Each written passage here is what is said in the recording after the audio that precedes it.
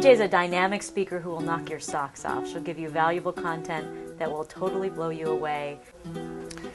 One of the things that I appreciate most about PJ is that she walks her talk. She's not just somebody who gets a good idea and then tries to make her own profit off of it. She actually practices and uses everything that she teaches, and that's why it's authentic, and that's why it will keep improving. How many of you are ready for some financial education? Raise your hand and say, oh yeah. Oh yeah. Awesome. That's what we're going to dive into now.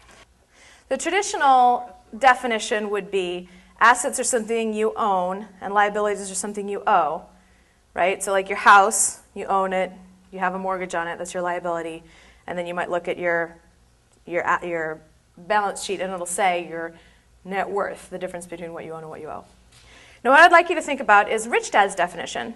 He says an asset is something that feeds me, it puts money in my pocket, and a liability is something that eats me, it takes money out of my pocket. Okay? So a lot of people consider their house their greatest asset. And in terms of net worth, you can see how that's true. However, Robert Kiyosaki would say for a lot of people that's a liability because they have that house that takes money out of their pocket every month. Right. Mm-hmm. So if you were to stop working, your assets would feed you and your liabilities would eat you. So what do we want more, assets or liabilities? Assets. Good. Now, also, the wealthiest people in the world also have the most debt. This is called leverage. You'll be learning more about leverage this weekend and seeing how you can use money more intelligently to exponentially increase your wealth. Income statement, balance sheet. How many of you are familiar with cash flow patterns? Okay, cash flow patterns, some of you. How many of you have played the cash flow game by Robert Kiyosaki? A lot of you, okay. So the cash flow pattern of a poor person would be they make some money and then they spend it. Okay, this is the cash flow pattern. They don't really own anything, they don't really owe anything, they just make some money and spend some money. Yes? What would be the cash flow pattern of a middle class person? Well, they also make some money, right? They save some. They invest some. I would say most middle class people, they start making good money, and what do? They say, I want to go buy my own house. I want to get this fancy car. And they start racking up the liabilities. And their banker says, oh, no, that's an asset.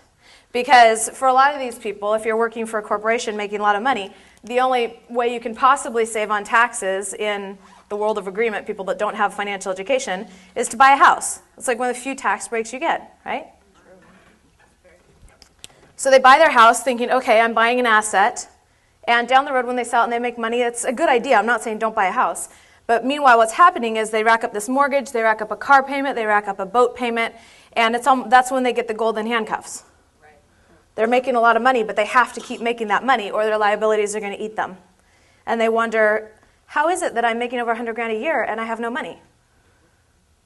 How many of you have had this situation? So that's the cash flow pattern of a middle class person. The cash flow pattern of a wealthy person, they make some money, right? And this is simplified, okay? So I'm not saying rich people don't have expenses or liabilities, but they do make a conscious effort to buy assets, right? And then those assets feed them. They produce income, right? So that creates more income here, and they use some of that income to buy assets, and those assets throw off income, and they use some of that income to invest in more. So do you see? So this is what we're going to set up for you this weekend. Is we're going to get you into this cycle, okay? Yay, good news? Yeah. Okay. She's my top client.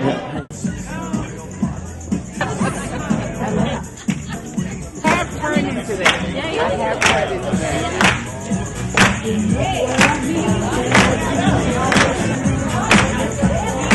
You can see. 90-day one. It makes a huge difference. You put your money where your mouth is.